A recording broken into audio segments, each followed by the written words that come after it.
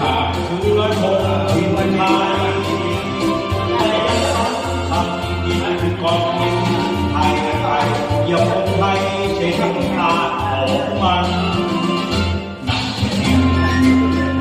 หนักแผ่นดินคนเช่นนี้เป็นคนหนักแผ่นดิน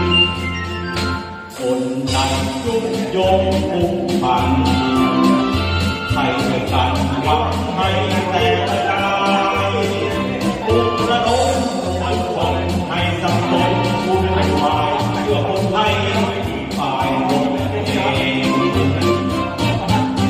นใดหลงทนทางชาติเดียวกันเขายืนคงเอง